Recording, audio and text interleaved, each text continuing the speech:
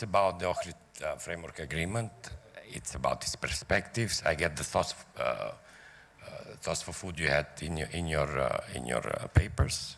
But this year we are celebrating the 20th anniversary of the Ohrid Framework Agreement, so we want to see what are the main achievements and perspectives about it.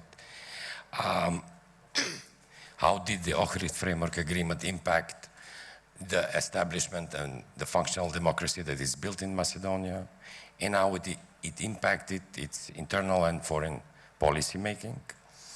And what was the role of the international community in adopting, but also in implementing the Ohrid Framework Agreement? Also, how does that give perspective for solving problems in the region and internal problems as well?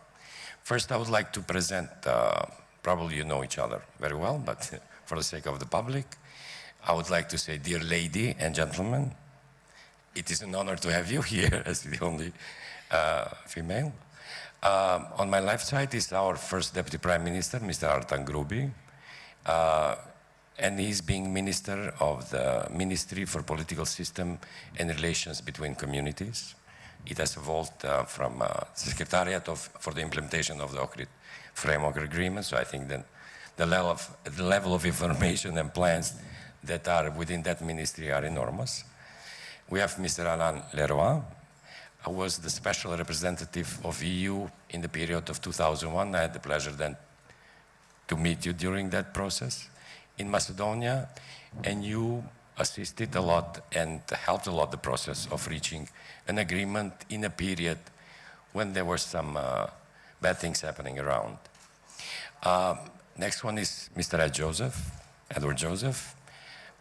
We have met previously, a policymaker, very influential person, yeah, but also a person that is very much aware of the region, of the country, how things go, which are the perspectives, and where we should take the path to.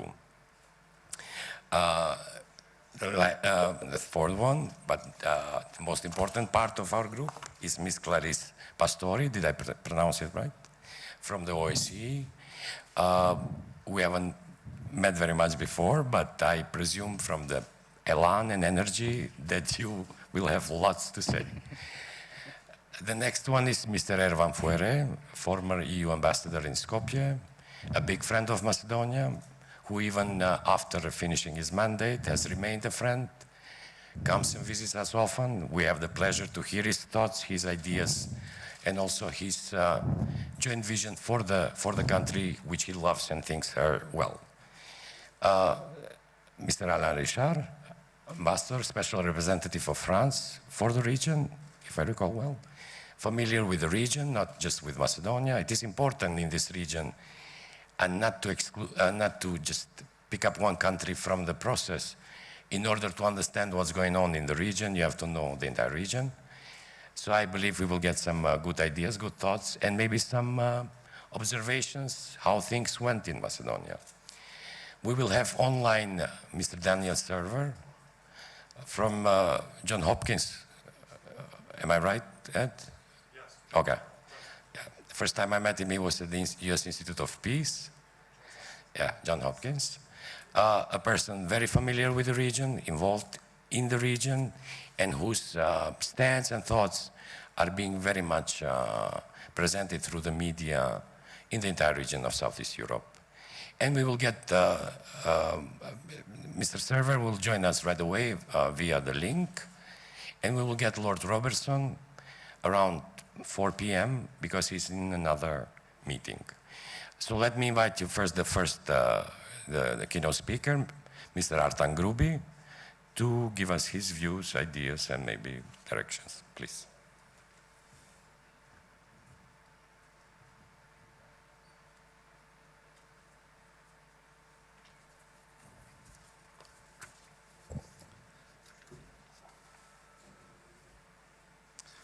I will have to change my introduction because Clarice was not initially there. I'm so glad to see you here. So ladies and gentlemen, dear friends of North Macedonia, cher Monsieur Richard Leroy, bonjour et bienvenue à Macédoine du Nord. Dear Ambassador, welcome back to your favorite city. I think so, that it was at the time. Dear Edward, great to have you back. Clarice, a very old friend and great contributor to where we are today. I'm so happy to have you here in the panel today. But I'm also very glad to see Mr. Ahmedi here joining us for the panel, as well as with the Deputy Prime Minister Bituci, Minister of Economy Bekteshi, Mayor of Tetovo Arifi, Minister of Defense Shekerinska, Minister of Finance Besimi, I saw him as well, and many other distinguished guests. I'm so happy to see you all around here. When my country applied for EU membership in 2004, our dear friend Javier Solana gave birth to the widely accepted maxim in our discourse and our relations with the European Union, saying that the road to Brussels goes through Ohrid. And it really did. I remember Ervan's smiling face in his white coat and colorful scarf, few days into his mandate, bringing a celebratory bottle of champagne at the end of December 2005, when my country received the candidacy status for the European Union membership, primarily due to the successful implementation and courageous implementation of the Ohrid Peace Agreement. Early this morning, a call from Mr. Ali Ahmeti, present here today with us, changed my entire speech. Precisely 37 years ago on this day, he said he was forced to flee and seek asylum in Switzerland and not see his family for more than a decade. After being arrested twice as a student by the Yugoslav Secret Service following the 1981 demonstrations, he managed to escape the third attempt and found himself in Switzerland, where he continued his efforts for democracy and freedom. Since wars broke up in Slovenia, Croatia, Bosnia, Kosovo, North Macedonia, and Serbia, hundreds of thousands died, millions fled. When we look back to what we all went through in the last 3 decades and where we are today, I wonder and I ask myself the question, why? Why identify your own nation's interests to the exclusion or detriment of the interests of the other nations? Nationalism, my dear friends, blinded some of us and brought destruction, losing 2 decades of our lives. To fight that massive mind blindness, courageous men and women were needed to stand up and say enough. And those men and women needed the support of the free world to make peace happen. Such men and women were those who signed the Ohrid Peace Agreement 20 years ago, but also the Prespa Agreement 2 years ago. Courage to end disputes is higher than the courage to dispute. Blessed are the peacemakers. Therefore, I would like to raise the importance of equality and loyalty. Equality as the state of being equal, especially in status, rights, or opportunities as well as obligations. And loyalty as the fidelity of an individual to a nation, cause, philosophy, country, group, or a person. The more equal the citizens feel, the more cohesive and just the society is. The more loyal the state is towards its citizens and all of its communities, the more those citizens and all of those communities are loyal towards the state. What did my country lose from walking strongly towards full equality of all and implement the Prespa Agreement? What did my country lose from implementing the Ohrid Peace Agreement? What did my country lose from being loyal towards all of its citizens? It lost nothing, it won a lot. Today, I stand proud before you and represent my own country, the North Macedonia, and defend equality and our common goal of belonging to the Euro-American set of values and alliance. My colleague, Talat, proudly chairs the parliament. Bujar chairs diplomacy, Fatmir finance, Kreshnik here economy, Betucci here is the deputy prime minister. At least 5 Albanian players proudly wore the national jersey of our national team at the European Football Championship. Besa is great at heading the Supreme Court, and so on and so forth. We are more loyal as the state embraced equality and loyalty towards all. And all of this was achieved in close partnership with the European Union, United States, NATO, and the OSCE. It's a joint success story which we will jointly celebrate and mark on the 13th of August. I would like to express my deepest appreciation to all national leaders and friends from the international community, some present here today, and a lot of others who are not present here, and some are not even with us anymore. But we all walked the hard road together 20 years, and we continue to stay together on the journey of peace, prosperity, development, and integration. A journey where there is still a lot of traveling to do. The negotiations, the reaching and signing of the agreement, and the new arrangements it brought are part of our collective journey from the failures of the past towards a future together as equals. That's why, while Ohrid Agreement marks an end to an era, it is more a new start, a new beginning. An entire generation has grown up since 2001. Ohrid has profoundly transformed North Macedonia, and thereafter remains our guiding star for the future. Probably, if there wasn't for Ohrid, there wouldn't have been Prespa. That's why I encourage in particular our friends from the region to use the example of Ohrid and Prespa and address the contest courageously, as it pays off for the current and the generations to come. A leader leads and is not led, makes decisions for future generations and not for next elections. I fully recognize the responsibility that now rests on our shoulders to safeguard this extraordinary achievement and to build on the progress of the past 20 years, to build a country compatible with tomorrow's needs and fit for the future on the basis of equality, fairness, and respect for our differences. We face enormous challenges ahead, but the spirit of this agreement gives us the confidence, the courage, and the optimism to face the challenges of the future together. Our journey is still much incomplete. Our mission now is to build the next 20 years ahead of us, always together. Ladies and gentlemen, you have been very kind with your attention, and I thank you for that. Thank you.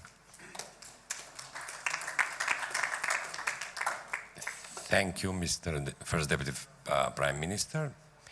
I must note that there were some interesting ideas, the idea of responsibility of the citizens and of the state towards each other, and the Ohrid Agreement as a way to harmonize those relations and enable the country to go faster forward. But I guess Ed will have something to say about it. I didn't say the ground rules in the beginning, but I would encourage you to be in the limit of 7 minutes, so we can have then some questions in order to cheer up a bit the conversation. So, Mr. Lera, you can talk here, you can talk from there, but I would invite you to... Oh, okay. Or did I do something wrong? No. Maybe it's easier. Okay. You want me to leave this? No, it's okay. If I could. Good afternoon to everyone. So I will not make a formal speech, but just give my views on what you just said and how we felt contributing to implement the Ohrid Agreement in 2001 and 2002. I was the EU Special Representative in that time, following François Léotard, who was also EU Special Representative. And maybe I will make 3 short points. The first one, how did that happen? With what I see at that time. The second, vision of today, 20 years after, and maybe also some of the lessons learned from that period. The first one, I would say, how did that happen? View from the viewpoint of the international community. It came, in my opinion, because there was some guiltiness from the international community of having not been able to prevent what happened with the war in Croatia, not being able to prevent the war in Bosnia, not able to prevent the war in Kosovo. So there was a willingness clearly to internationally to intervene very strongly to try as much as possible to prevent a large-scale conflict which could have happened here. And therefore, at the highest level of international community, EU, NATO, US, OSCE, and for EU and NATO, very much Mr. Javier Solana and Lord Robertson, the 2 main actors at that time, I would say were spending so much time here in Skopje to prevent that. So to ensure first that international community at the highest level was involved and took the lesson of the failure of what happened in the decade before. I would say, well. Second, I would like to say, to success of this, what happened, it was also very important great leaders in Macedonia. I always remember the late and regretted President Trajkovski, and remember all of the signatory of the agreement, President Trajkovski, of course, but also for the Prime Minister of that time, Lubcho Georgievski, President of SDSM, Branko Červenkovski, and Arben Jaferi for DPA, and Umeri Muri for the PDP, and all of them played a very important role, and of course, Mr. Ali Ahmeti, not a signatory directly, but very important also to ensure the agreement would be implemented and signed. So all those leaders played a very important role at that time. So you were lucky to have that with the maturity to find a way to overcome the difficulty, again, of something which would have been a very large-scale conflict. Then, and maybe just on 2 words of my memory of that time, because some people are young and don't remember, but all that was signed, the Ohrid Agreement was signed 13 August 2001. I myself arrived beginning of October 2001, and we had to implement the agreement. The agreement was our Bible at that time, it's still here, and we have we have to implement, to have adopted by the Parliament all the 18 or 20 constitutional amendments, plus legislative amendments. And I remember that was quite difficult, and the pressure from everyone was very important at that time. And I always remember the day where at the end of it, there was a meeting in President Trajkovski's office, and we had the champagne at that time with Stevo Penderovski as advisor of the President Trajkovski at that time, when we saw in the Parliament the final vote adopting the constitutional amendments after maybe 6-7 months of intense fight. Okay. And I remember also very much that there was, during that period, very intense, very difficult situation, sometimes hostage crisis, and could have been, again, very, very bad. And for that, the way to solve that was a meeting of these party leaders. So I asked always President Trajkovski to call a meeting. Then he called a meeting with himself, again, Mr. Georgievski, Mr. Červenkovski, Mr. Jaferi, Mr. Umeri, and I was myself as a facilitator of that dialogue, and we had meetings almost every week and meeting times, sometimes very late in the night, and that was all the main leaders of that time, and of course with the support from behind the scene, because the UI was still in the making at that time, not completely established, but that was the way to solve it. So that, I think, was very important. Maybe I would like just to read, because I have my glasses here, preamble of the Ohrid Agreement, which in my view is still very valid today. Okay. The following agreement is for securing the future of Macedonia's democracy and permitting the development of closer and more integrated relations between the Republic of Macedonia and the Euro-Atlantic community. Basic principles: Macedonia's sovereignty and territorial integrity and the unitary character of the state are inviolable, and must be preserved. There are no territorial solutions for ethnic issues. The multi-ethnic character of Macedonian society must be preserved and reflected in public life. A modern democratic state, in its natural course of development and maturation, must continually ensure that its constitution fully meets the need of all its citizens and comports with the highest international standards, which themselves continue to evolve. The development of local self-government is essential for encouraging the participation of citizens in democratic life and for the promoting respect for the identity of communities. I think this principle remained very valid in this country and many other places. I think it was visionary to put them in writing. And maybe I don't want to be too long, maybe just 2 quick points now. Seen from today, what we see of 20 years after Ohrid, very much for the Macedonian citizens, both Macedonian and Albanian, to tell how they feel about it, because that is their agreement. But from the international community, I must say we are very glad to see, when I see everywhere, as you said, the Deputy Prime Minister, now the multi-ethnic question, the Republic of North Macedonia is today a functioning multi-ethnic democracy. That's very important, and the multi-ethnic issue remains there.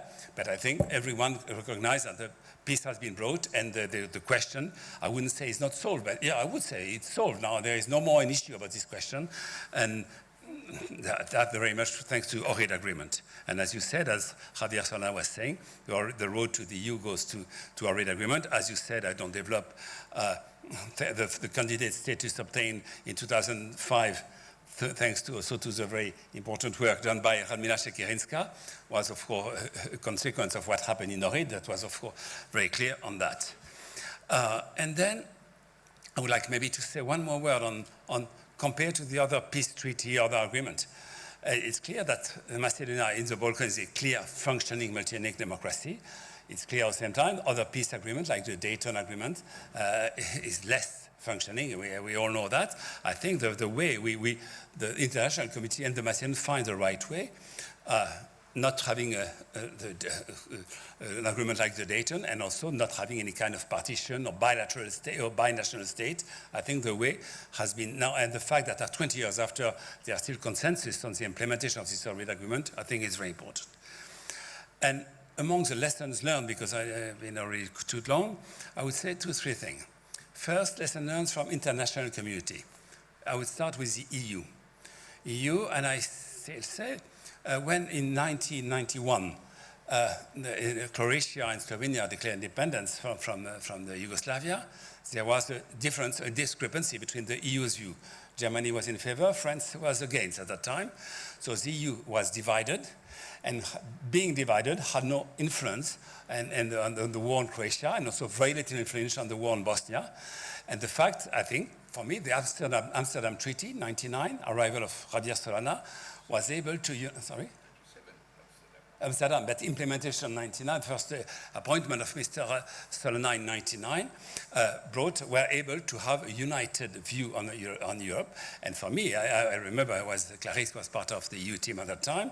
We had meetings of all EU ambassadors every week, and there was a completely common view of all EU member states that gave, of course, extremely powerful, again, compared to the Europe divided in the first years. Second, obviously, the clearly alignment of the EU and US views on this issue, very, very clear at that time, and with Jim Pardue representing the US at that time.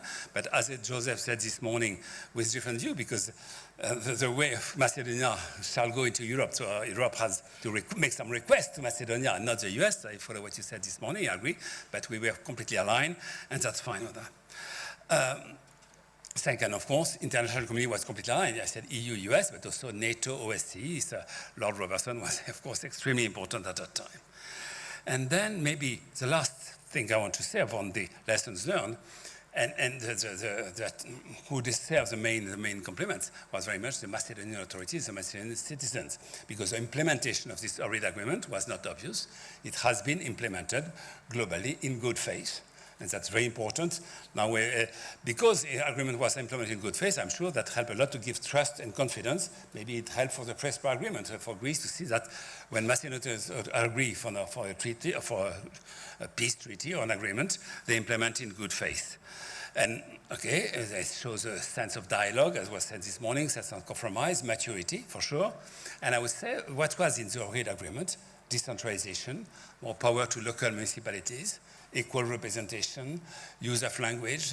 I know there are still some requests here and there. It's not 100% perfect. Everyone could, of course, have his own views. But I think that's very important. And now we come to equal economic opportunities. Or that, I think, is very, very important. And then, so I will stop here because I've been quite long already. But so proud that now, after 20 years, our Ohrid Agreement is accepted and has been so important for this country, for the route to the EU. And of course, as Clarisse and myself being part of that time of contributing to the implementation, the road to EU path through Ohrid, we know that the road to EU has one more step to do, and we will, I can tell you that we will work collectively with the EU to ensure that the last obstacle will be overcome as soon as possible. I don't have a fixed date, but I think there are many around this here. We will work in that direction. Thank you one more time.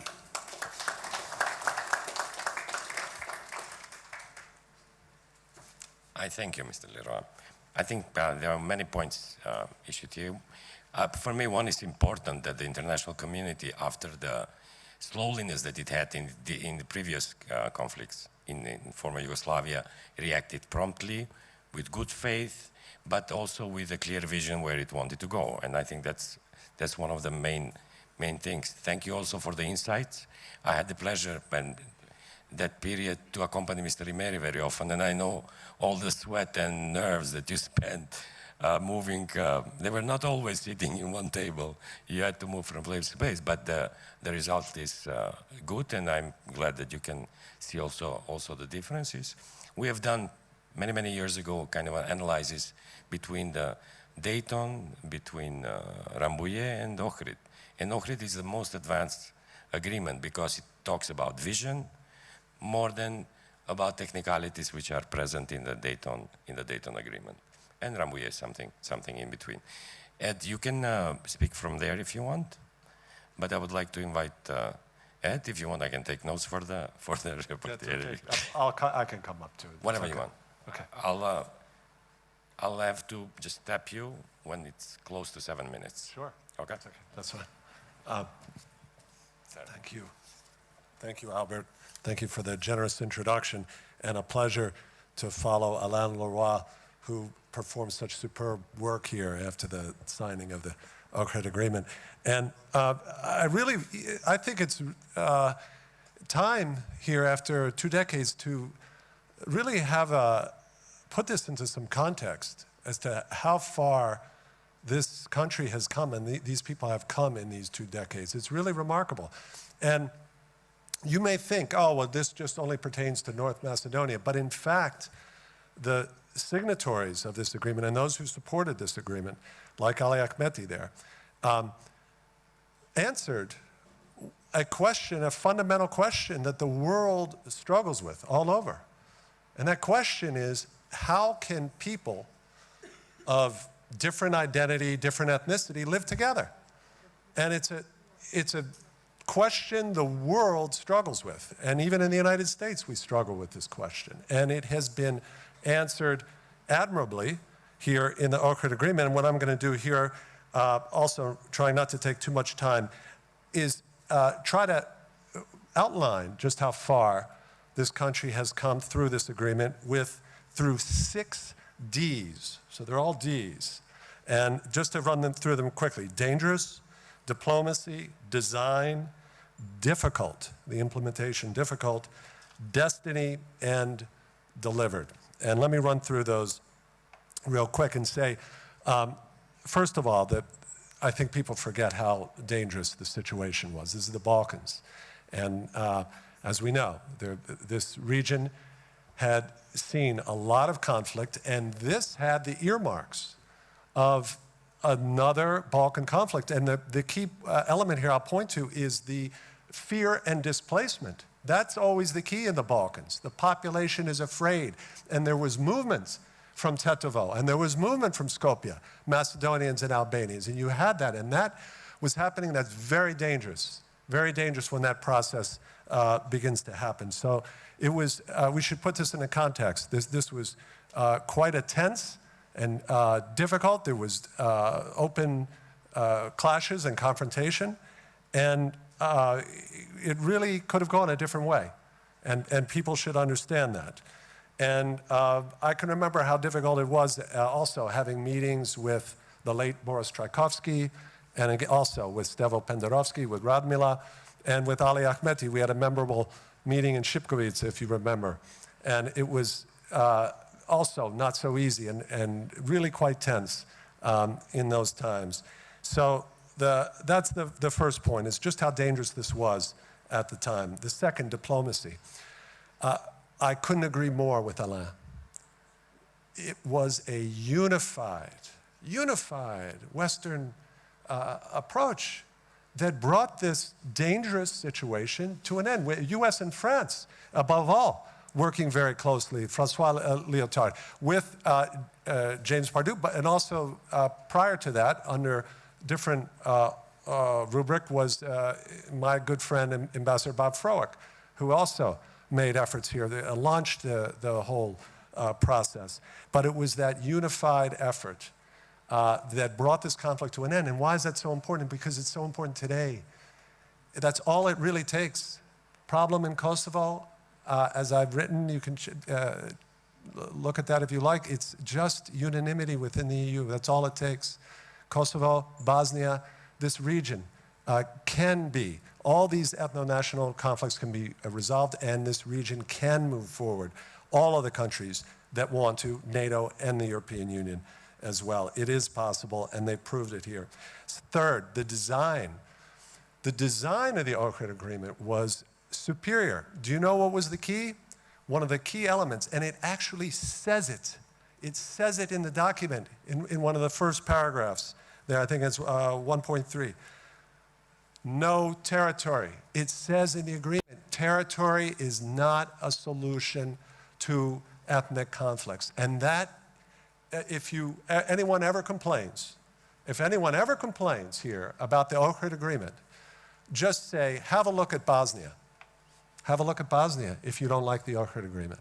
Because that was based on territory, and that's what you get when you use the ethno-national solution, for ethno-territorial solution for these conflicts. That's what you get. You get paralysis. This country, many challenges, all countries have them. No one can ever say this country is paralyzed. This country is not paralyzed. And that is a huge accomplishment and a huge element of that design of the agreement. The other thing, politically, it was a grand coalition, and this should also not be forgotten. It was a grand coalition in the government here, VIMRO, SDSM, across the board, and the signatories, grand coalition, ethnic Macedonians, ethnic Albanians, that signed this agreement. Not all, and can never be seen as it was just the province of one party. This was a consensus agreement in this country. The other key element here, very important in peace agreements, could be critical in Kosovo as well, decentralization, that to disperse power. And this is very much consistent with the EU view of subsidiarity in the EU, the design of the EU. Very important to get away from all centralized power. And one of the interesting things that I noticed, Alain, maybe you remember this, was very soon, even despite all the distrust, very soon after the signing of the agreement, Albanian majority municipalities and Macedonian majority municipalities discovered that they had issues in common vis-a-vis the central government, which is very typical in many. They share the same concerns and the same sometimes frustrations with the central government. And there were active desire to join in the National Association of Municipalities. So this was, again, one of the products of the good design. Okay, oh my gosh, I'm already getting the yellow card. I don't want to get the red card. Fine, let me rush through the last couple of Ds. So it was difficult. Let no one here think, oh, they signed the Ohrid Agreement and everything was great. It took a lot of work. here. You had great involvement in the early days, and then, of course, in 2004, you had a real challenge with that law on municipalities. And not far from here in Struga, there was serious opposition to those changes, those very important changes in municipal boundaries. And it took a lot of work. And if you remember, it was in that context the US recognized then, I will say it because I'm talking about then, the Republic of Macedonia by its constitutional name, as it was known then. And then the other element here, I want to say destiny. What is the destiny of these people? The destiny of ethnic Albanians and ethnic Macedonians here is to live together in one country. That's your destiny. And the Ohrid Agreement provides, it's a framework, it provides the framework for this to be a successful destiny that you can achieve. And I've seen this. I was just meeting in Skopje, a good friend of mine who's in business, Macedonian, Albanians in business together, working together. Say, I know in Tetovo, Skopje, this can happen, it's proof. Look, are there challenges? Yes, of course. Is there mistrust? Yes, of course. Keep working at that to overcome the mistrust. And finally, I want to come back to a very important point that Artan made at the beginning. Very important point about how Ohrid and Prespa are linked. You have to remember, what was Ohrid? Ohrid was essentially concessions from the majority, Macedonians, to a minority, ethnic Albanians, including on symbols. And at the same time, we cannot have an imbalance where Macedonians make concessions and yet their identity is threatened externally. And what is central to the future of this country, to that destiny that I'm talking about, is that this country has cohesion, and that it moves forward into NATO, as it has into NATO and now into the European Union.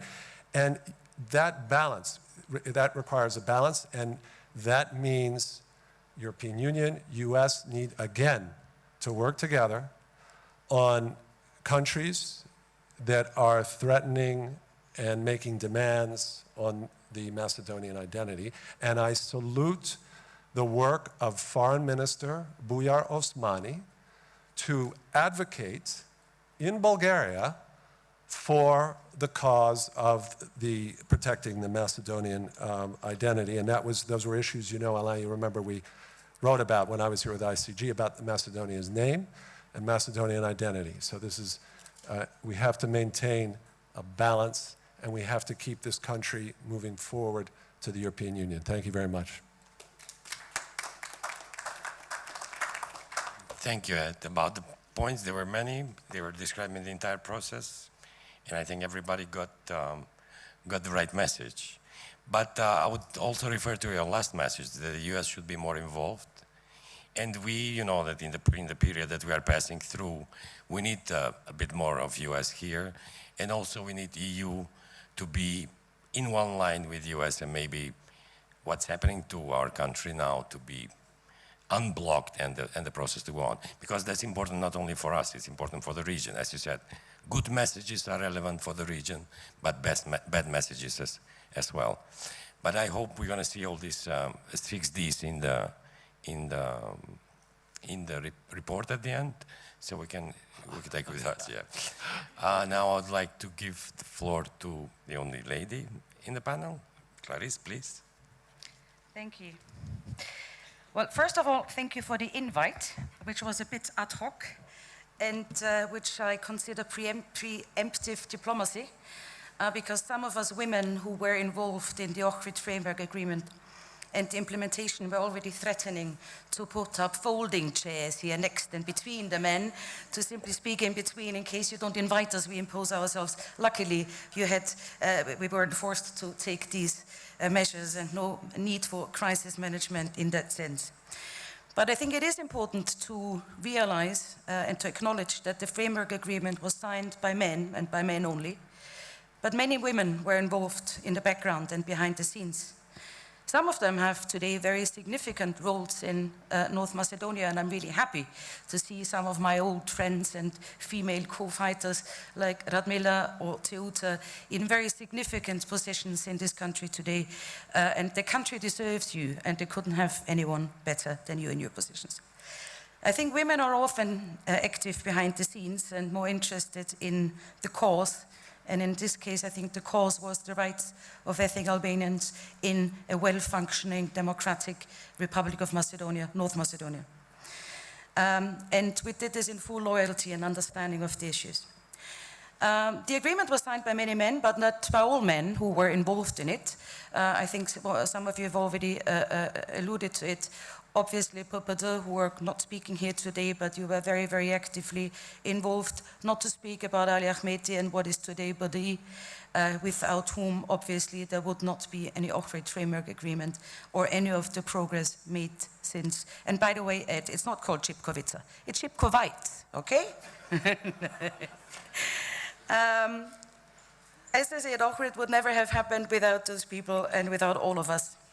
I'm currently the Deputy Ambassador of the OSCE in Albania, but when I was here, I represented under Alain and then two of your successors. I was here very long, the European Union. That was my first peace agreement, the first time I acted as a peace operator, but not the last time. I moved to Kosovo from here and then to Bosnia, where I was in Banja Luka, then Syria, Iraq, Saudi Arabia, and my Yemen. And my most recent post was head of the European Union in North Iraq, in Iraqi Kurdistan. And guess who sent me there? Alain Leroy, of course. Whenever he sees a sort of conflict and blood anywhere, he says, Clarice, would you like to go? And I say, yes. I took a lot of lessons learned from here, from the Ohrid Agreement and from the practical implementation. And you have already mentioned some of them, and I think mine will fit very well in yours. No wonder, we worked as an excellent team, and Alain had a very good eye always for when, who, and what fits together, an excellent sense for timing. But my first point, I think, is small is beautiful. I've never seen such a small international community as here in North Macedonia at the time. It was ridiculously small. The EU office, which was leading the implementation, was 6, 7 people, absolutely ridiculously small. Soldiers, 700, I think, something like this, 700 to 800, nearly nothing if you think about it. You always see a few hundred police officers doing the re-entry, etc., with a clear distribution of task.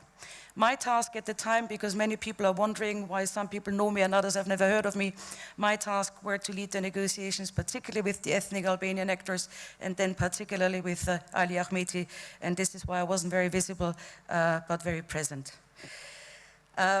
The second point is have a mandate.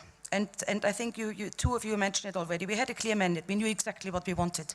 We wanted a peaceful, democratic, well-functioning Macedonia with full rights of the ethnic Albanian non-majority. I learned not to say minority.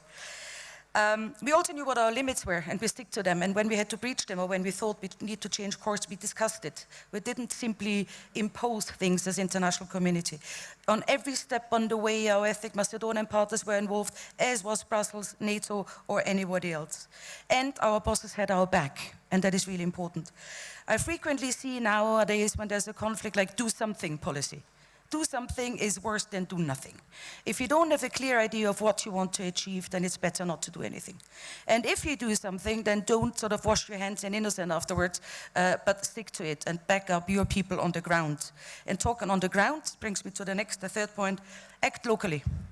We had a framework which was given by a mandate and by the Ohrid Agreement and by Brussels, but we acted locally. The concrete policies were done by us here on the ground. Alain, myself, many others, here on the ground every day, and you, our partners from Macedonia, it was your policies. It wasn't us telling you, do this. But we discussed every issue and we tried to find solutions. Not all of them were always perfect, but there were locally solutions. There were solutions that emerged here, and we were very actively engaged. We were on the ground every day. We talked to everyone. We weren't hiding in Skopje and speaking to only President Trzaskowski and the like, but we spoke to former fighters on both sides. We spoke to difficult people in the Ministry of Interior and similar, and very, very tough conversations. That brings me to the almost last point. get your hands dirty, you know? Diplomacy is not a beauty contest. It is more like mud wrestling, and you get dirty if you do it properly. You're not always popular, you will have difficult moments, and there will be moments where people hate you, and in modern days, in social media, there might be proper shitstorms and threats. I had threats to my life at the time, but you must overcome them. And again, talk, convince, etc. As a diplomat, my only weapon is my voice, is my mouth. I have nothing else. Well, sanctions sometimes, but that's the last resort. And we solved many of these issues. I think you mentioned Struga. I remember very well when President Sarkovsky was already working in Kosovo at the time. I was called back by the American ambassador, Larry Butler, said, we need your help. And Branko Crvenkovski asked me, why does Ali Ahmeti insist on Struga being ethnic Albanian majority? And he didn't understand it. He said, why? It's not so important. Why? And I explained, how can you expect the ethnic Albanians to live as a minority in Macedonia if you don't trust them that ethnic Macedonians can live as a minority in one single municipality? And he was like, I hadn't thought of that. He literally said, I hadn't thought of that. And it was a turning point, and it worked, by the way. In this case, it works, but also that is the next thing. It doesn't always work. There's failures. You don't always win. You occasionally fail, and you're occasionally also told, sort of, wait, this is not a good time, not now, wait. And that brings me to my very last point. The T factor, the time factor. Time is hardly ever in your favor. Big issues don't get smaller by waiting. It's not like snow that melts away on the contrary. Don't postpone difficult issues. They're not getting easier to resolve, and the political will usually doesn't increase, but rather the opposite. Don't let the urgent win the upper hand over the important, that is. And don't lose the momentum, and maybe this is, keep driving. As long as you're in the driver's seat, then you're going to move somewhere, and you're going to arrive somewhere. And this is an advice with which I would end now, before I'm getting thrown out. Here, to my friends here in North Macedonia, but also Albania, and also on behalf of my current function as the OSCE. You have faced much worse. You have been through much worse. This is fairly easy. North Macedonia will have the OSCE chairmanship in 2023. I'm advising you very seriously to use the institutions that you have and that you're part of as your partners. I have the feeling that many countries are not doing this sufficiently. Make use of the institutions you have to convince the ones you want to achieve. Make use of the OSCE as a platform for regional issues. That is what it is there for, what it was created for. Count on the individuals who had your back in the past, and I think you can count on all us here in this room. We are continue to be your friends, and we will support you until we get where we are, and we aren't done yet. Thank you very much.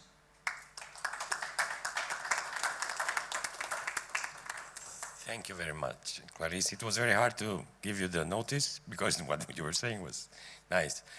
So, but I noticed in your presentation the issue of loyalty and responsibility was raised again, what Mr. Gruby raised, and it's a two-way street, and it's a process of building trust. Mistrust, not knowing issues, fears were present in 2001, and I think we passed a long way until now. As you said, everything is not solved, but it gives a good sign that it's going in the right direction. I think now we can do a bit of mix and invite Daniel Server. I think we have him online, so just surprise the public so we don't go straight away. Hi, Daniel. Hello. Let me first say what a pleasure it is to celebrate 20 years since the Ohrid Framework Agreement, even if I'm in Washington and not in Skopje. My friends in the Balkans often say nothing has changed since the wars of 1992-2001, or that things were better in the 1990s. I beg to differ. I first met diplomats from what was then called the FIROM at the United Nations in the early 1990s. Frankly, they were suspicious and secretive, even hostile toward Americans and their values. You only need to look at the agenda of this conference to realize how much has changed. It opened with sessions on business and civil society, then talked about accession to the European Union and women's empowerment, as well as the role of diplomacy. That agenda would have been inconceivable 20 years ago. Where are the sessions on security, on ethnic identity, on Balkan history? Those issues aren't forgotten, but they no longer command the attention once they did. Yes, there's been progress in the Balkans. Perhaps most of all in what officials now call North Macedonia, but I will occasionally slip and call it just Macedonia, as permitted by Article 7, Paragraph 5 of the Prespa Agreement. Anyone who objects should ask themselves whether they always call my country the United States of America, or sometimes shorten it to the United States or America. Macedonia is a success story. It survived the 1990s wars of Yugoslav succession, the influx of Kosovo refugees, the uncivil war of 2001, a decade of rapid and necessarily disruptive economic reform, an abusive prime minister, an attack on parliament, contested elections, and waves of crisis coming from outside the country. The 2007-8 financial crisis, the Greek debt debacle, the refugee influx, and most recently, COVID-19. Along the way, Macedonia has better integrated its society, experienced substantial economic growth, demarcated its Kosovo border, improved its electoral process, resolved the name issue, deployed troops in Afghanistan embedded with the Vermont National Guard, joined NATO, gained EU candidacy, and tried to resolve its historical and linguistic issues with Bulgaria. This is a success story by any measure. The Ohrid and Prespa agreements merit special attention because more than any others in the Balkans, they aim not only to solve immediate problems, but also to lay the basis for permanent resolution of the underlying drivers of conflict. Ohrid institutionalized minority rights in Macedonia in a way that's proven durable, even if still not entirely satisfactory to some on both sides of the issues. Prespa opened the door to a fuller understanding of Greek as well as Macedonian ethnic identity. Both were done as joint US-EU projects, working with the Macedonian government. This is the most important lesson we should learn from these past 20 years. When Brussels and Washington truly share an enterprise with local authorities, it is far more likely to bring positive results. I wish I could say as much about the Dayton Peace Accords, which became a joint US-EU product only after their signature and now require major reform to disempower the ethnic nationalists who fought the Bosnian wars and have strangled the peace. Macedonia is far more advanced, enough so that it can now focus as never before on the economic and social welfare of its citizens. The clouds on the horizon now come mainly from outside North Macedonia. Bulgaria's claims about its own ethnic identity and Serbia's renewal of its territorial ambitions in Kosovo, Bosnia, and Montenegro, which threaten to destabilize the region. I hardly need mention the too frequent rumble of Russian troublemaking and the temptations of Chinese financing. I trust Macedonia will confront these challenges in the same spirit as it is used to resolve others, with determination to protect its own vital interests while accommodating when it can those of others. I admire that approach. It's sensible and realistic, but also ambitious and idealistic. I might even hope Skopje's idealism and pragmatism are contagious and will spread to Belgrade, Pristina, and Sarajevo. 20 years ago, Jim Pardue, may his memory be a blessing, helped negotiate the Ohrid Agreement along with François Léotard. they worked on the basis of ideas put forward by Bob Froelich, then the OSCE representative. May his memory also be a blessing. Americans and Europeans alike should feel pleased and proud that those efforts have paid dividends. We can now count North Macedonia as an ally and friend that shares Western values. Let me just conclude by saying I hope I will see the day Macedonia accedes to the European Union. Thank you. Thank you, Daniel. Apparently, you know, I don't have any way to tap you to tell you about the minutes, but thank you for your wonderful recuperation of all the past. And when we hear now things that we went through in the late 90s and the beginning of the 21st century, the perspectives and life now looks even better, and hopes are rising.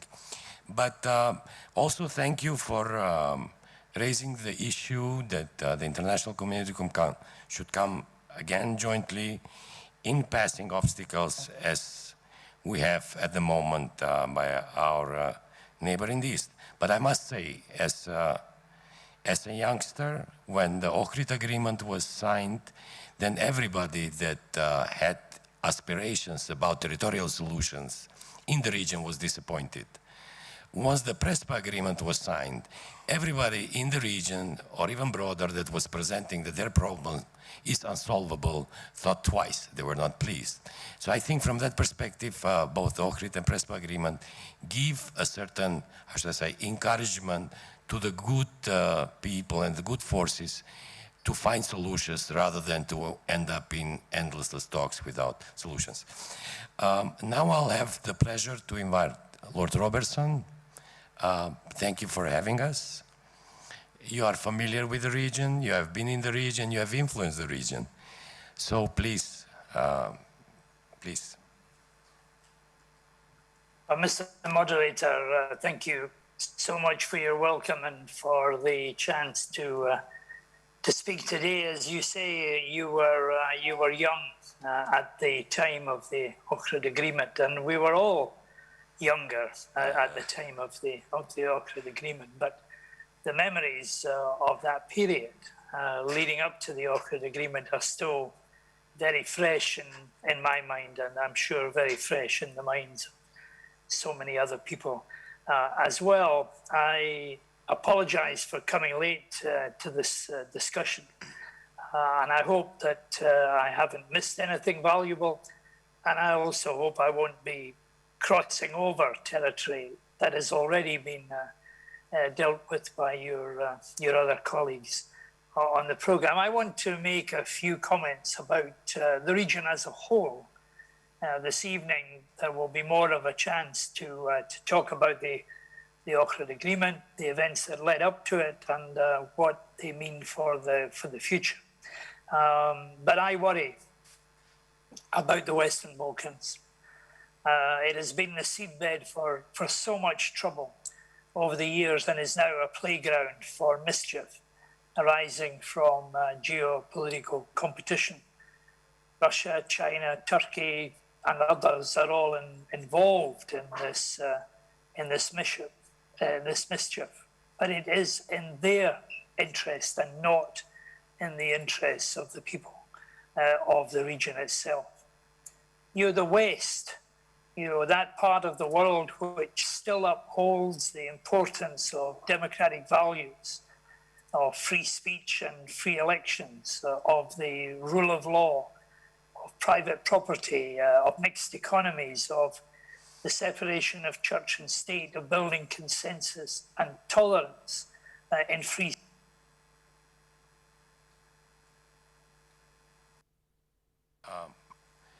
We have slight problem with the voice, so if we can, yeah. I thought the voice will be sorted out, but the line was cut.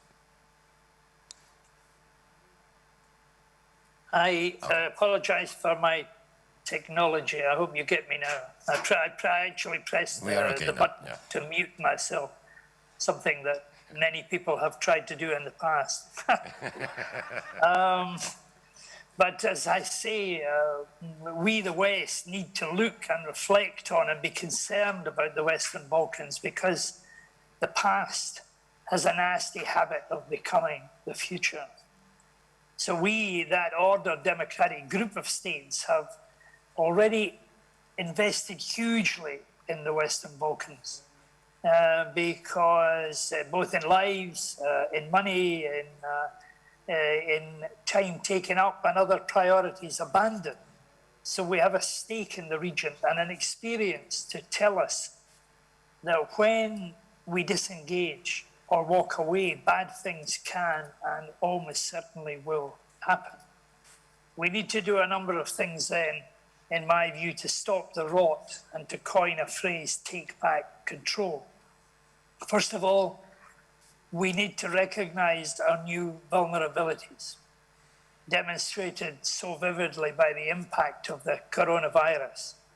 It has invisibly but relentlessly wreaked havoc on our economies and on our way of living in the 2020s in Europe and throughout the world. So we need new protocols to deal with such biosecurity threats, because they assuredly will not stop with COVID-19. You know, the world knows the dangers of nuclear weapons, and we go to extreme lengths to make sure that people cannot get or use nuclear weapons. And yet a virus, 1/10,000th the size of a full stop on the page of my notes, can escape accidentally or deliberately and have a dramatic impact on all our lives. Secondly, we have in the region to escape from living yesterday's battles and playing out old historic rivalries. The modern interconnected world has rendered such indulgences not only to be irrelevant, but also to be dangerous. You can respect or remember history, but what is so damaging is to try and live it again today.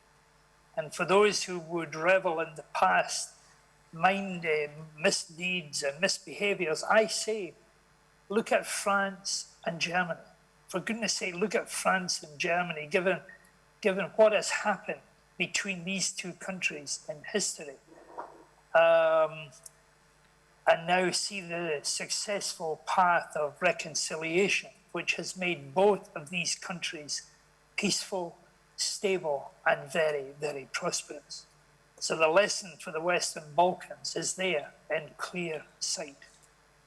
Thirdly, we need a realization that there is an adversary or two out there using the Balkans, the Western Balkans, as a playground.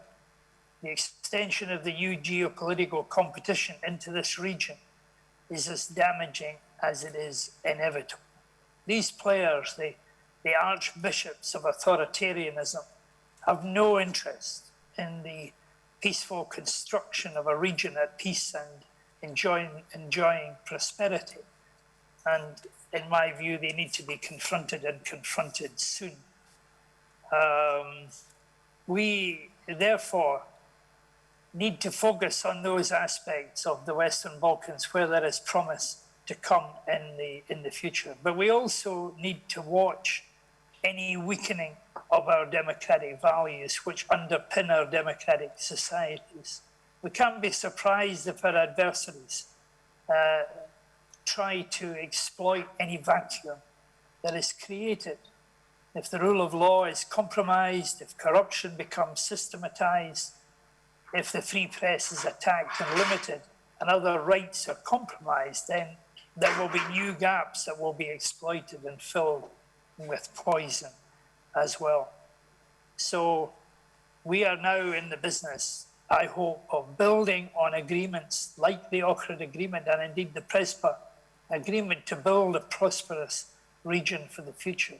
A region that will hold and not expel its young people for the future. A region that will capitalize on its enormous strengths and make sure that it is going to make a contribution to the future. The Ohrid Agreement itself was a signpost to where the Balkans can go if they really want to go there.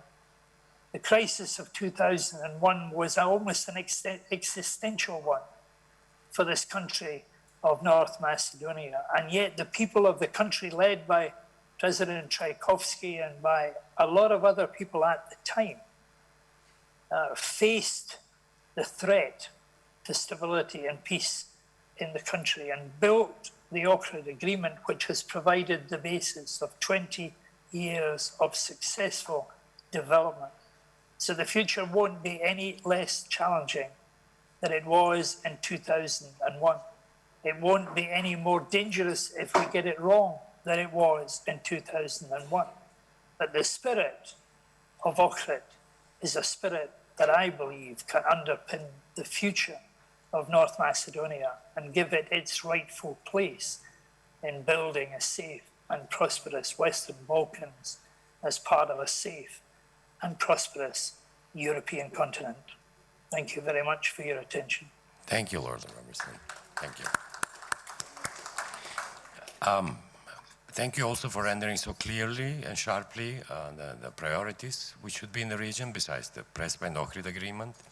I must note that we were deprived for a very long period of being member of NATO, but by joining NATO we can also as a society think besides local issues also about the broader issues, as you mentioned, of pandemics, of nuclear weaponing, and we should start thinking that way too.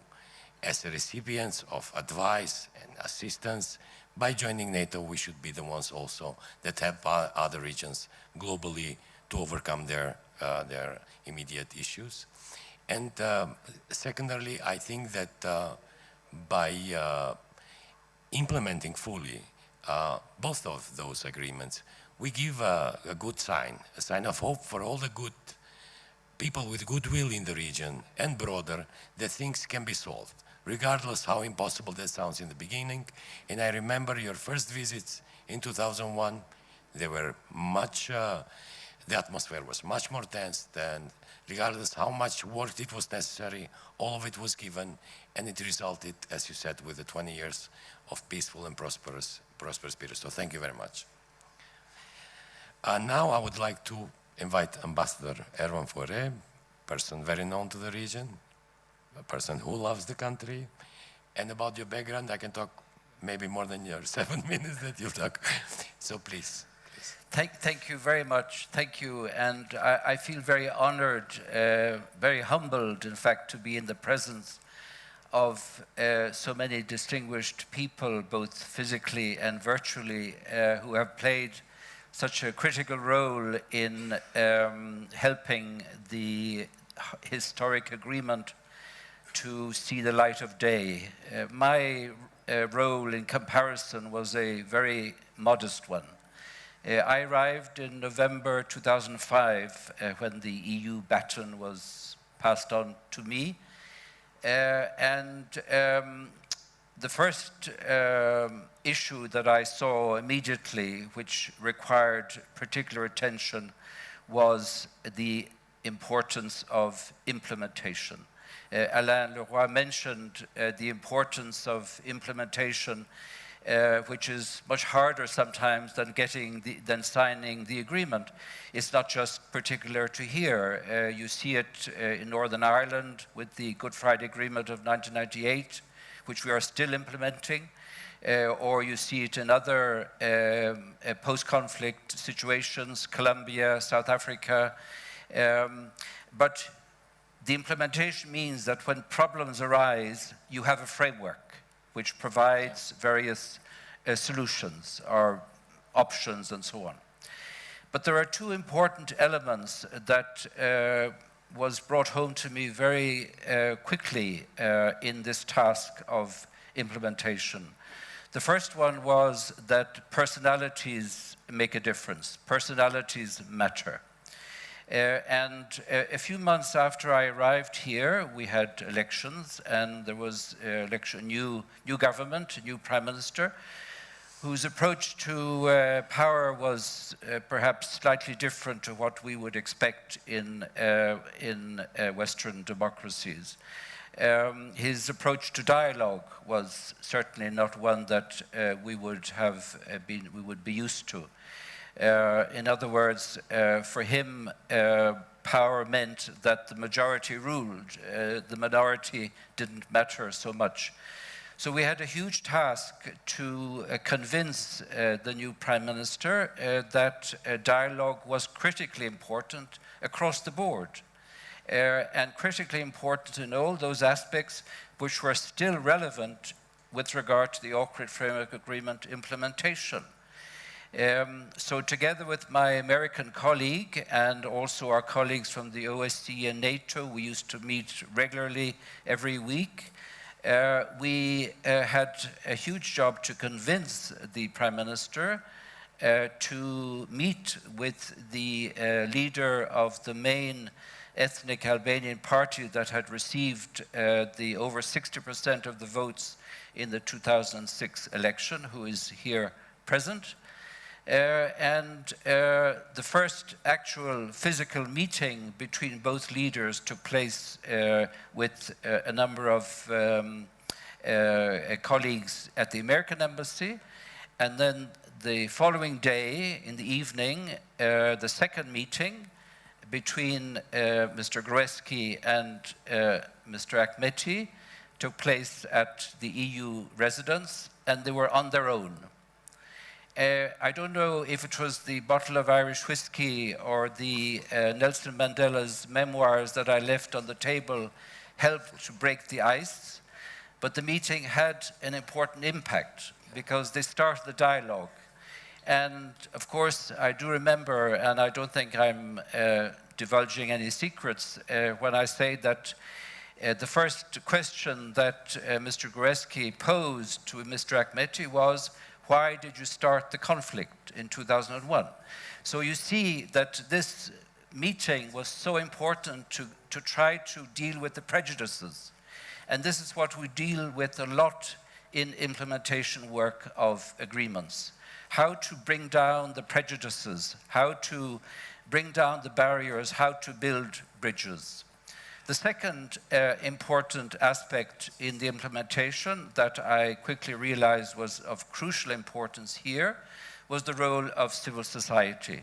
And all you have to do is look at the preamble of the Ohrid Framework Agreement, where it says, the framework will promote the peaceful and harmonious development of civil society while respecting the ethnic identity and interests of all Macedonian citizens. And again, it's not particular to the Macedonian situation. If you look at the Northern Ireland peace process, the critical aspect in ensuring a buy-in by the local communities, by the grassroots of society, was the civil society organizations, those who were at the grassroots explaining the benefits of the Good Friday Agreement. And if you talk to the union, because there were two main parties, as you know, in Northern Ireland, the Unionists and the Republican side, and the Unionists, by their own admission, accepted that they had not done enough to prepare for the acceptance of local, by the citizens, and the Republican side had done much more. You heard the Minister of Justice this morning say that in the case of the friendship agreement, a friendship treaty with Bulgaria, perhaps there has not been enough focus on what civil society can do. So I think in this case too, in the Ohrid Framework Agreement, the critical role of civil society at the earliest possible stage, because that can guarantee this buy-in, this ownership. And civil society can also help in changing mindsets. Because as Alain Leroy mentioned and others, the first big task, of course, was the legislative work, changing the constitution, adopting all the legislation. That's all very good, and it was a huge effort by the government of the time. Some would say that they lost the elections in 2006 because of all of that huge work, which required a lot of courage. But that doesn't change mindsets. And you have to, while promoting the change of legislation, constitution, you also have to work on changing mindsets. And the group that can do that most effectively is the civil society organizations. They can really make a huge difference at the local level. And I attended so many important events organized by civil society in promoting multi-ethnic cooperation through art, through culture, many in all different communities. And this had a huge impact in making the Ohrid Framework Agreement principles alive for the citizens. And of course, that work continues to this day. And I would mention two aspects in particular. One is education. And while I was here, there was a lot of problems with segregated education. Yes. And so there was a lot of work required. The High Commissioner for National Refugees presented, I beg your pardon, the High Commissioner for National Minorities, OSCE, presented a program, Integrated Education, but it didn't get very far. That was in 2010.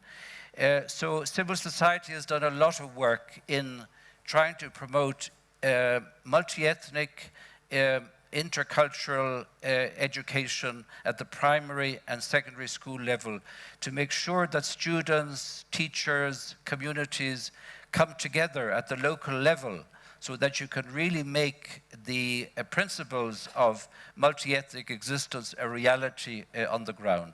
And the second important aspect is history teaching, which we have heard a lot about, and we have a very sad example of more and more history revisionism. This has become the modern day cannon fodder for nationalist elements, nationalist governments in the Western Balkans and indeed elsewhere. But there again, we have some wonderful examples. Franco-German cooperation was mentioned.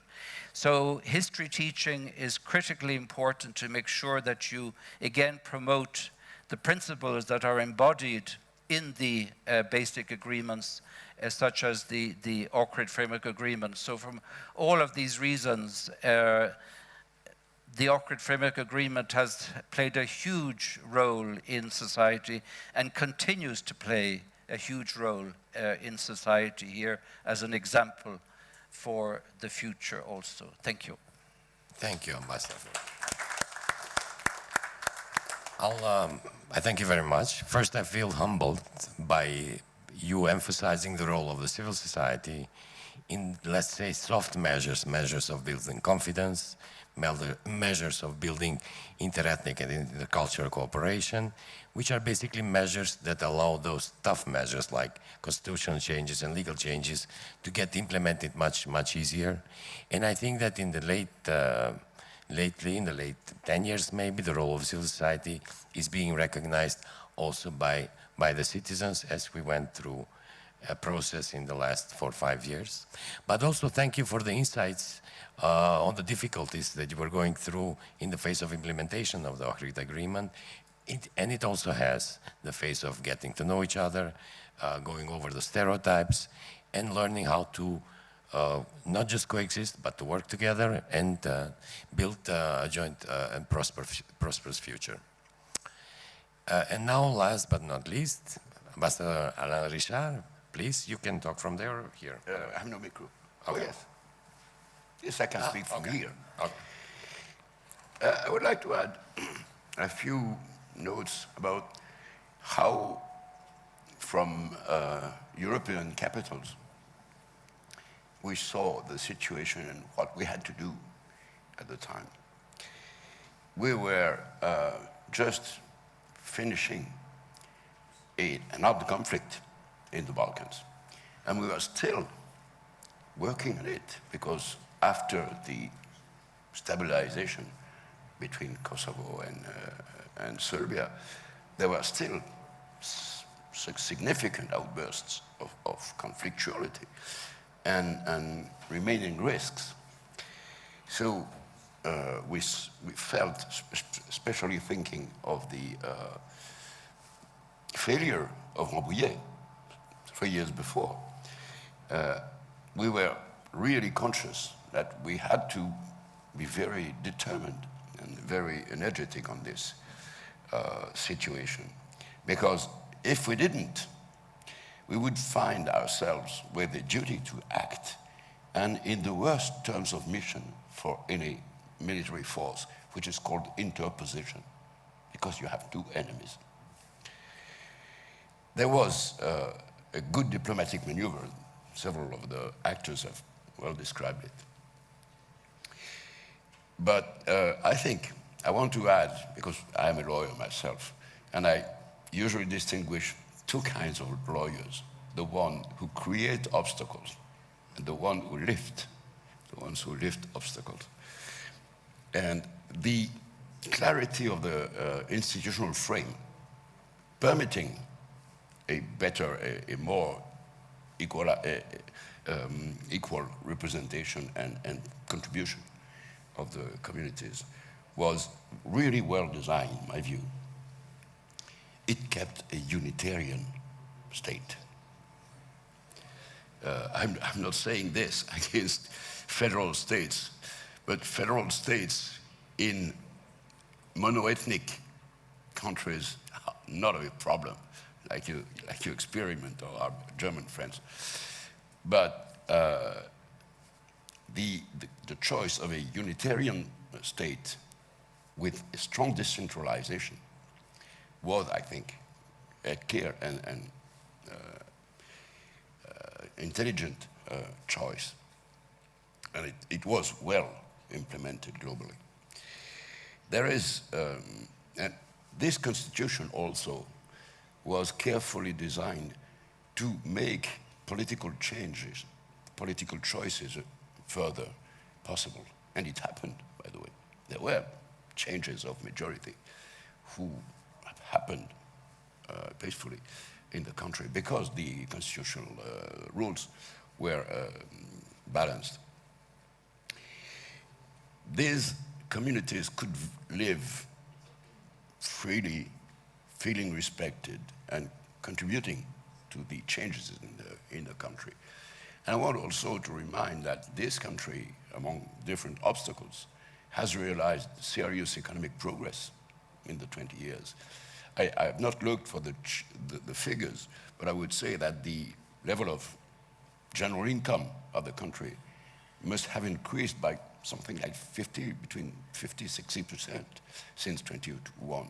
So that's already a substantial change, and it's an achievement.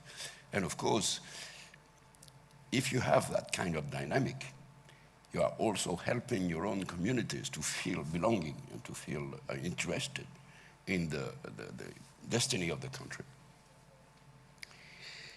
I think also, of course, the EU prospect, the EU capacity to enter in the Union at a specified term was also a strong incentive to fulfill, to implement completely and in good faith this agreement, giving prospects for the new generations, even if the new generations are sometimes tempted to reach the European Union by other means. And I would also insist on one particular issue, which is education, as you did. It's perfectly normal and regular by several community, society and state to have different and up to a point separate education systems. But I think it's one of the duties of the state, of the government, to be careful that the levels and the capacities of the education systems of the different components are balanced, and that the selectivity, the demanding criteria are not too loose. It's important for all the countries in this region to improve the university level of their youth. So I think it's still a responsibility for government and local communities too, in this particular society to be vigilant on the level of quality and the level of rigor of their education system, especially at the university level. And also, one thing which is still an issue here, as in most of our countries, is the respect of the rule of law. It has had successes, it has had achievements already, but some events in the last decade showed that there could be moments where the rule of law was less respected and even overthrown. And it's a fortune that internal forces, of course, reacted and prepared a change that would re-establish the solidity of the rule of law. But the international community, and especially our partners, the US and the EU, were very attentive to this situation and could bring some help indirectly. And this is my conclusion, it's about leadership. If, basically, this big compromise after a conflictual situation succeeded, it's also because the main leaders of the different parties and communities have been up to their mission. And they have been faithful, and they have taken the authority necessary to reach the objective. And thinking of PRESPA, one cannot avoid to think that with better leadership on both sides, we could have waited for PRESPA maybe some years lower, less. So, of course, leadership is first about long-term, about thinking long-term, but it's also about taking the necessary decisions as soon as possible. Thank you. Thank you, Ambassador Richard. I'll just try to raise 3 points. One was education that you mentioned, and education is important for us. And if we pass the phase of raw fixing of the situation in the country, I think now we should go more into details and into more sophisticated processes like the quality of education. I might add myself that sometimes the education system should follow also the stages and needs of their users, meaning, and I think this more for the high and primary school education, because sometimes the education model is too old and too slow for younger generation. Secondarily is the issue, as you said, that how the process evolved of cooperation between different political factors in the country after the Ohrid Agreement. I remember that in 1990, one political party gave up even from governing the state because it was not ready to enter into coalition with the Albanian political party. And after Ohrid, we are reaching stages where we have joint candidates. Our president is elected as a joint candidate of two main ethnic groups and the smallers as well. And the process is evolving. It might take time, but it's in the right path, and it might just relax the relations within the country as well. So, ladies and gentlemen, I would like to thank you for the wonderful presentations. I was informed by the managers of the meeting that we can use some of our time also for questions from the general public. We overpassed our time, but the room is free, so please, if there is any question or reminding of something that we forgot to mention, please come forward.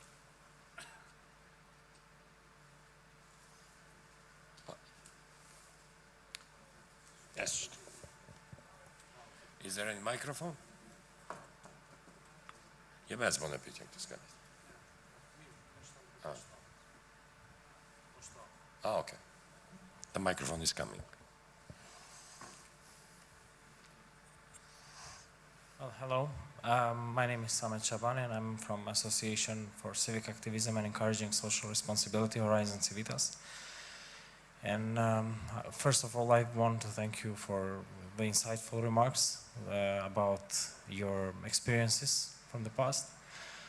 My question would basically be addressed on the census issue as well.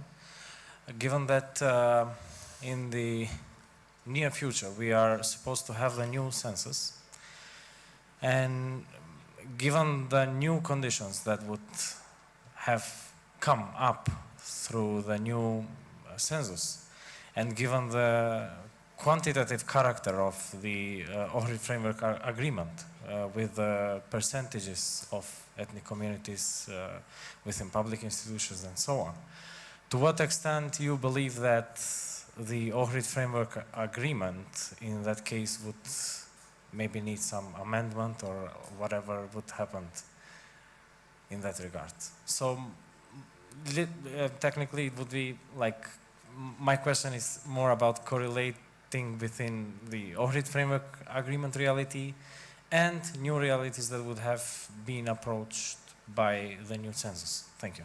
And the issue is, the question is addressed to anyone in particular? That would, yeah, general, it would be in general. I would be more than pleased to hear any of comments from distinguished experts. Yes, thank you. While you decide, I would like to give my comment on it. Okay, it's a very strange political narrative in Macedonia that links the daily living with some legal frameworks. In Macedonia, the constitution comes from the sovereign, from the citizens of this country, and the number is much larger than the inhabitants of this country. I believe, Clarice, you're an inhabitant, but you're not a citizen of our country. But strangely, the political narrative goes in the way of trying to mishmash, that's how you do the political spin, between the number of citizens and number of residents. And number of residents is not always comparable with the citizens. And the Ohrid Framework Agreement is constitutional category now. And the constitution rises up from the sovereign, from the citizens of this country. Not taking into account the fact that once gained rights cannot be taken back. But just food for your thoughts to take the discussion in this way. So I think it's much more doing politics rather than that will have a possible hypothetical negative effect to some communities, but I believe you mean mainly to the Albanian one, if the numbers don't fit something, which I don't believe. Well, basically, given that the Ohrid Framework Agreement somehow, in its nature, there is that kind of quantitative character. Yeah. Given that it was put that the advancement of certain rights would be based on quantities or percentages, and in that manner, how the new percentages would affect an existing framework agreement. Yeah, Clarice. I volunteer because I assume nobody else will be willing to take this difficult bone.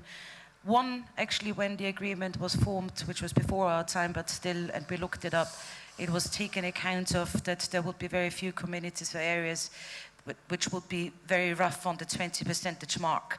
So it was forward-looking already that nothing would be sort of 19.2 or 21 point something, which would then risk to come over under. So at least at the time it was statistically made sure that this was not the case. Secondly, with regard to opening an agreement, any agreement, I would absolutely advise against it. Don't fix what's not broken, and usually once you open up something, you open up an entire sort of a can of worms, and then other demands and requests come in. You can always sort of have new negotiations, whatever, and add something to it, but don't open something. That's it. 3, a census is a completely normal planning instrument, worldwide, regulated by UN standards, normally done roughly every 10 years, and it is a planning instrument. It's largely an infrastructure planning instrument. It's the ability to plan building from roads, capacity for school, number of teachers, etc., etc., etc., all of which is important important for any country. There ought not be such a political connotation, and it ought not be politicized in a way, in an unnecessary way. And there is categories, and the categories that you mentioned, Albert, do exist, of course. You have permanent residents, temporary residents, etc., because all of these consume services of the state, but different kind of services. So these UN standards, which apply worldwide and which were implemented by the European Union, by the OSCE, etc., take note of all of these different categories in order to ensure that there is no unfair treatment afterwards for one or the other. So while there is a difference between citizens in Macedonia and in North Macedonia and residents, particularly on the ethnic Macedonian side, Australia, etc., we all know about it, that should not really negatively affect any other community. Thank you, Clarice. Any other? Yep. Albert, just one thing I was reminded by Alain Richard, his very incisive remarks, and you close with, appropriately, with rule of law. And that's the topic that was not directly mentioned, that we always have to mention and be mindful of, and was even a factor back in the conflict, as we wrote about in ICG at the time, related to rule of law, is, of course, corruption. And we have to understand that that is a destabilizing, anti-democratic factor, and the struggle against corruption has to be continuous. And I would just point out of one potential positive here. We have in a neighboring country, the Republic of Kosovo, a new government, a prime minister that who was elected on a platform, jobs and justice, and on fighting corruption. So that could be an inspiration of that effort in Pristina. Albin Kurti hopefully will be more successful than the effort by the current Serbian president, who also came into power on an anti-corruption platform in 2012, but took the country in a distinctly different direction. But if what is happening in Pristina and that focus, which I hope the US and EU will support together, fight against corruption, can be inspiration here for further determination across the board, Macedonian, Albanian, anybody else, and in building a democratic and fair and equitable society. Thank you. Thank you. Any other answer or question?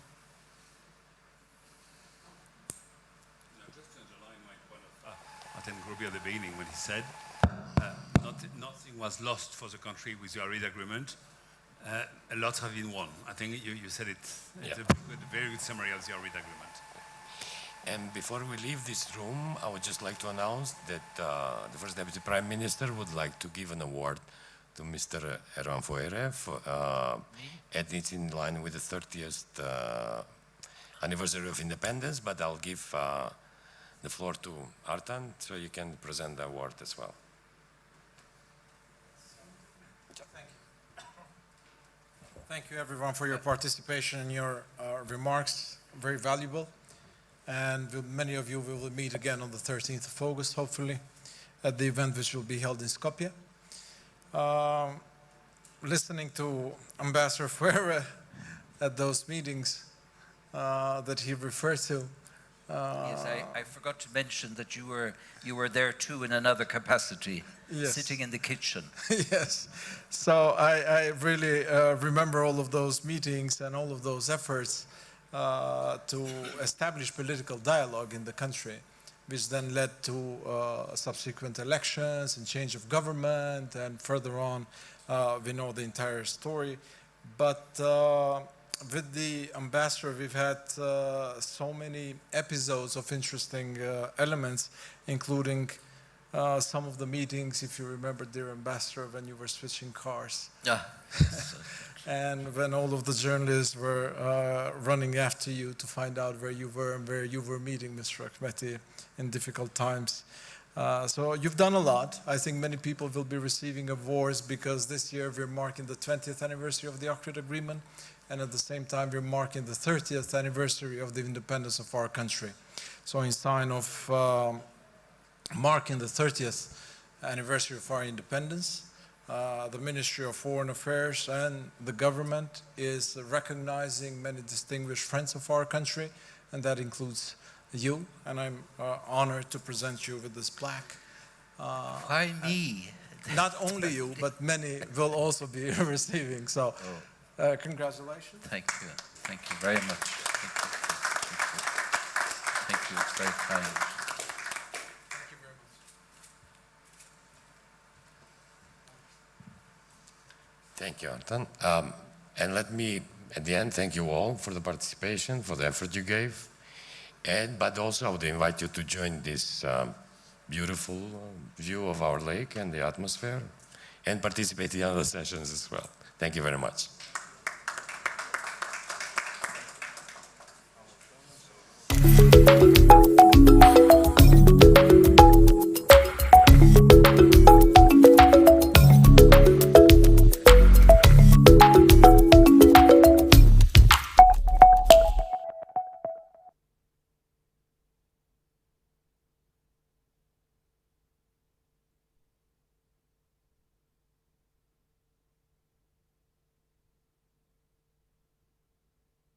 Abbiamo